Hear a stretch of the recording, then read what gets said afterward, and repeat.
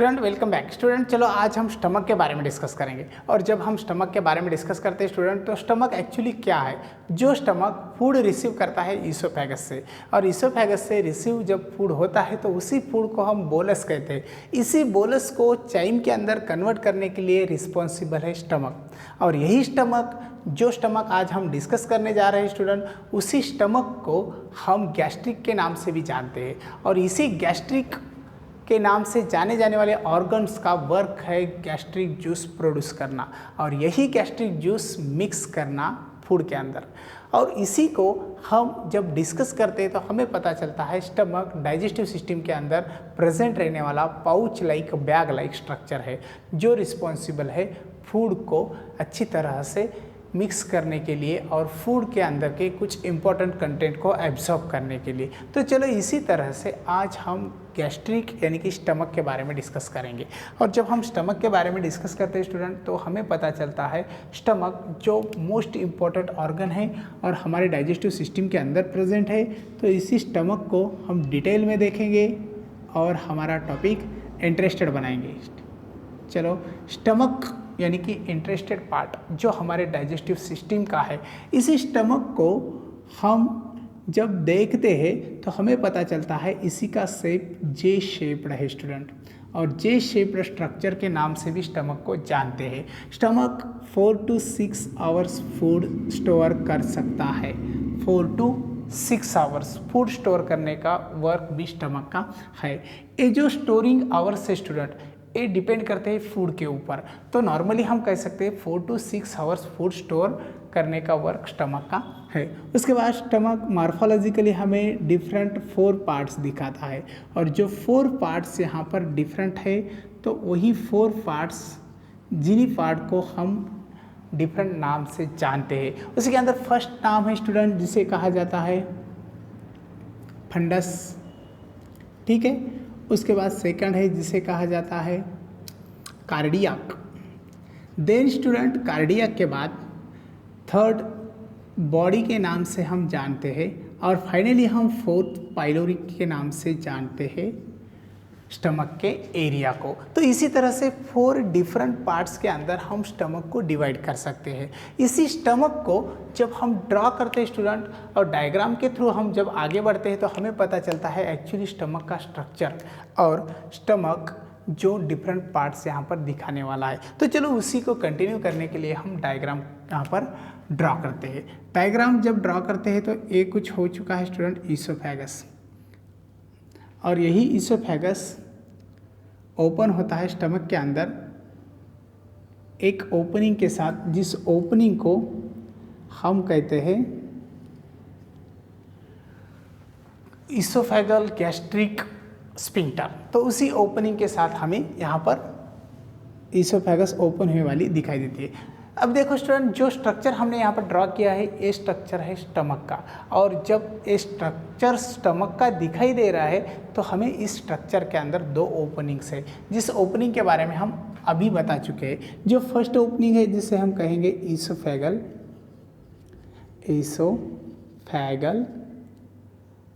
Gastric sphincter, ठीक है। इसी तरह से हमें एक ओपनिंग दिखाई देती है। सेकंड ओपनिंग जो स्टूडेंट है, जिस ओपनिंग को हम थोड़ा यहाँ पर ड्रॉ करते हैं, जिसे हम कहेंगे पाइलोरिक स्फिंक्टर। इसी तरह से 2 ओपनिंग हमें यहाँ पर दिखाई देते हैं। अभी देखो स्टूडेंट, स्टमक के डिफरेंट पार्ट्स हमें देखना है। उसी के अंदर फर्स्ट पार्ट जो है जिसे हम कहते हैं funds, then student cardiac,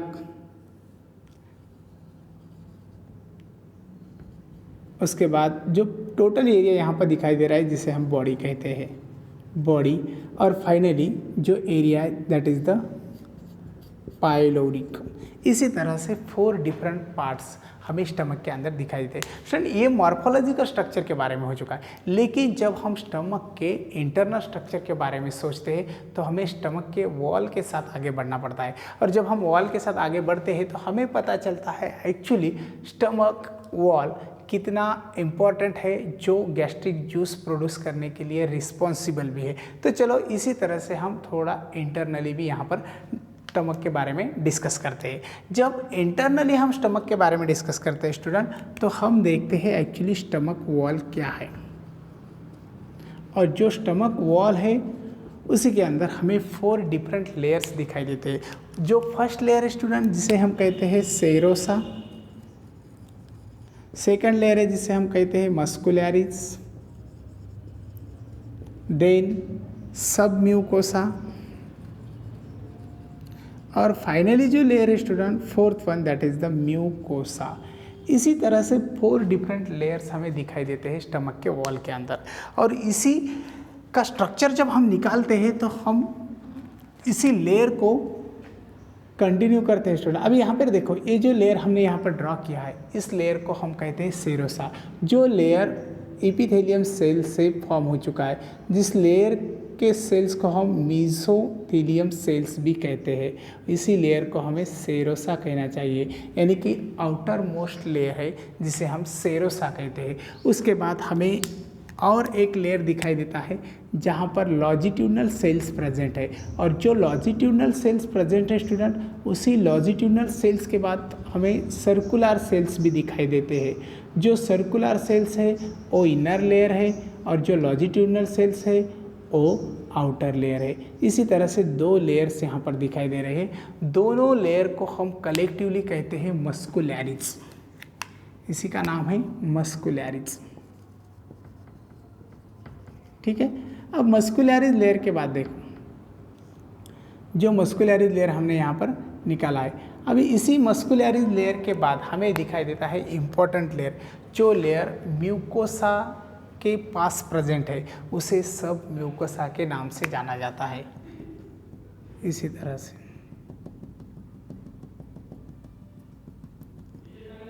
this is the sub mucosa layer, सब म्यूकोसा। अब यहाँ पर सब म्यूकोसा क्या है स्टूडेंट? सब म्यूकोसा जो नियर है म्यूकोसा के।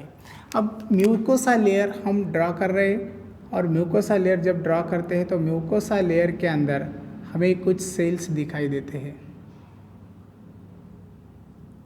जो सेल्स दिखाई दे रहे हैं, इसी तरह से उसी के बाद कुछ ग्लैंड्स भी दिखाई देते हैं, और जो ग्लैंड्स है वो इस तरह से है।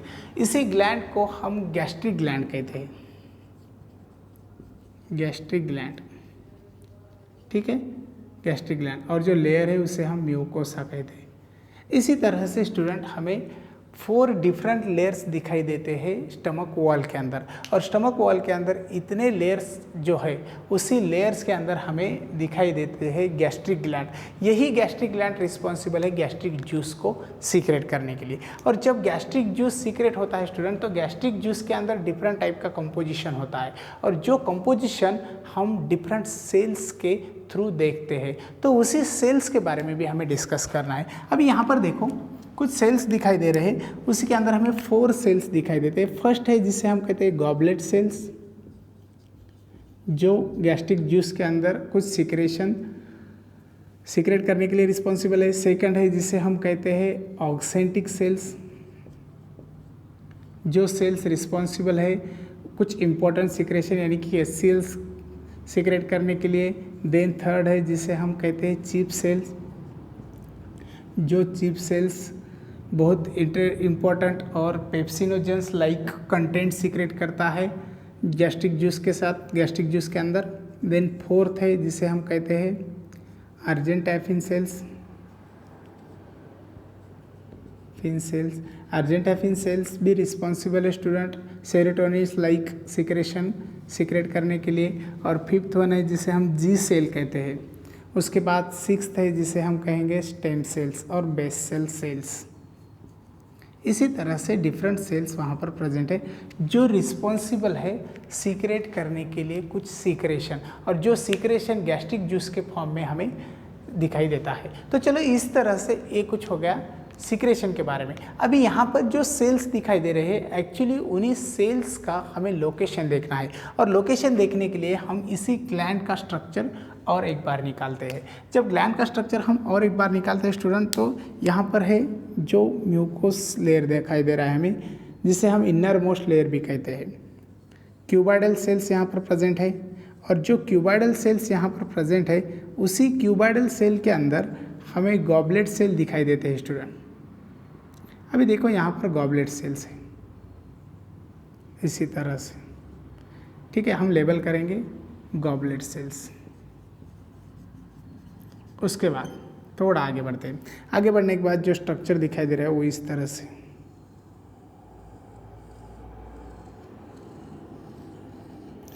इस स्ट्रक्चर को हम गैस्ट्रिक ग्लैंड इसी नाम से जानते हैं। अभी यहाँ पर देखो स्टूडेंट, हमें दिखाई देते हैं कुछ सेल्स, और जो सेल्स रिस्पॉन्सिबल है कुछ सीक्रेशन के लिए।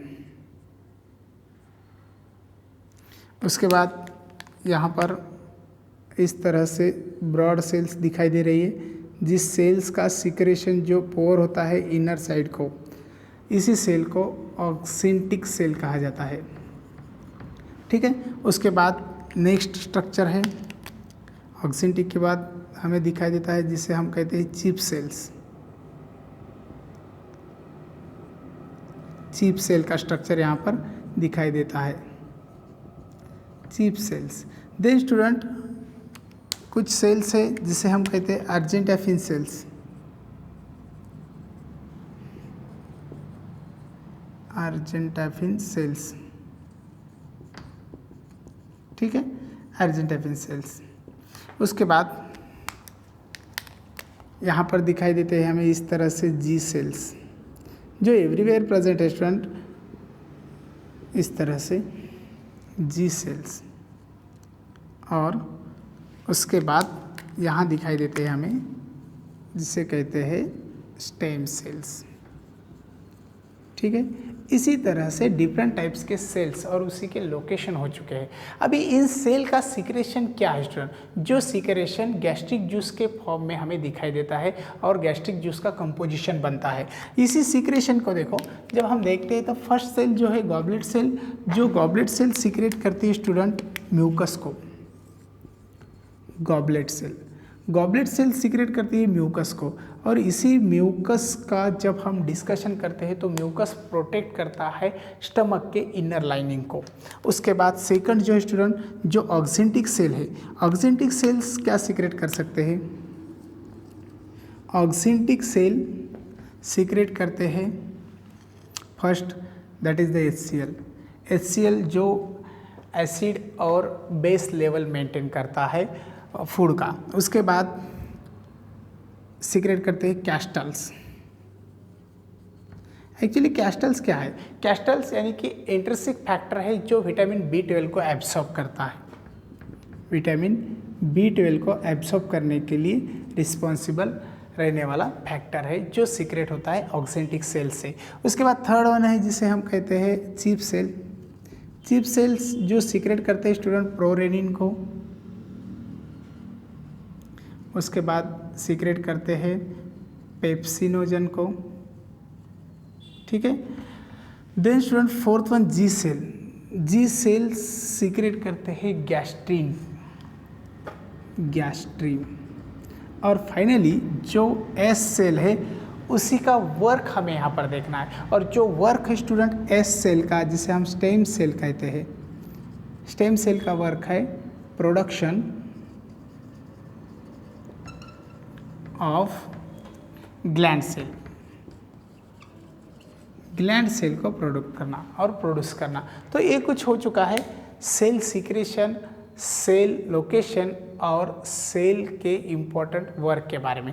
उसके बाद हम थोड़ा आगे बढ़ते हैं। अभी स्टमक के बारे में इतना सब कुछ हम कह चुके स्टूडेंट। जो स्टमक से प्रोड्यूस होने वाला जूस है उसे हम तो गैस्ट्रिक जूस कहते हैं, तो हमें गैस्ट्रिक जूस का कंपोजिशन भी देखना है। अभी यहाँ पर देखो एक्चुअली गैस्ट्रिक जूस का कंपोजिशन क्या है। जब गैस्ट्रिक जूस के बारे में हम सोचते हैं तो उसी का कंपोजिशन क्या है। कंपोजिशन के फॉर्म में हमें दिखाई देते हैं कुछ इम्पॉर्टेंट कंटेंट्स, और उसी कंटेंट के अंदर फर्स्ट कंटेंट है स्टूडेंट जिसे हम कहते हैं म्यूकस। जो म्यूकस गैस्ट्रिक जूस के अंदर प्रेजेंट है। उसके बाद यहाँ पर प्रेजेंट है स्टूडेंट रेनिन, जिस रेनिन को हम प्रोरेनिन कहते हैं, प्रोरेनिन, ठीक है। उसके बाद पेप्सिनोजन, पेप्सिनोजन। देन स्टूडेंट इसी के अंदर प्रेजेंट है HCl। उसके बाद इसी के अंदर प्रेजेंट है पेप्सिनोजन, प्रोरेनिन, उसके बाद कैस्टल। देन स्टूडेंट इसी के अंदर वाटर भी प्रेजेंट है, साल्ट भी प्रेजेंट है। इसी तरह से डिफरेंट कंटेंट और कंपोजिशन हमें गैस्ट्रिक के अंदर दिखाई देते हैं। अब जब हम गैस्ट्रिक के बारे में सोचते हैं स्टूडेंट, तो एक्चुअली गैस्ट्रिक जूस जो है वो गैस्ट्रिक जूस कितना पीएच बता सकता है। पीएच जो है गैस्ट्रिक जूस का, वो पीएच स्टूडेंट है नियर अबाउट 1.2 to 1.8 ये पीएच दे वाला है। और जो वॉल्यूम है गैस्ट्रिक जूस का पर डे पर पर्सन कितना प्रोड्यूस कर सकता है, तो उसके बारे में भी हमें डिस्कस करना है। जैसा हमने सलाइवरी ग्लैंड्स के बारे में डिस्कस किया, सलाइवरी ग्लैंड्स के अंदर हमें पता है सलाइवा जो प्रोड्यूस होता है और सलाइवा का पीएच भी है।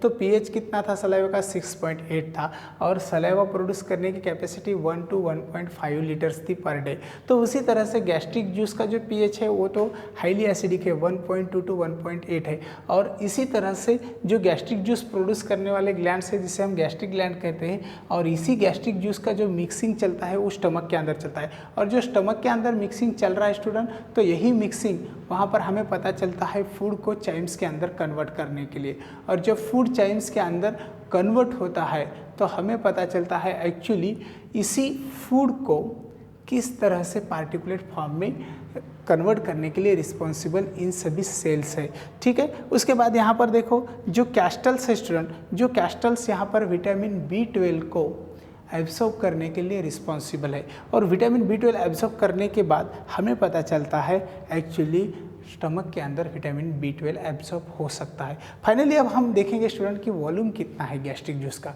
जो वॉल्यूम है पर डे प्रोड्यूस करने के लिए गैस्ट्रिक जूस का, गैस्ट्रिक जूस जो प्रोड्यूस होता है पर डे वो होता है 1 to 2 लीटर्स। तो इसी तरह से ये हो चुका है स्टमक के बारे में। अब हम डिस्कस करते हैं स्मॉल इंटेस्टाइन के साथ। जब स्मॉल इंटेस्टाइन के साथ हमारा डिस्कशन चलता है तो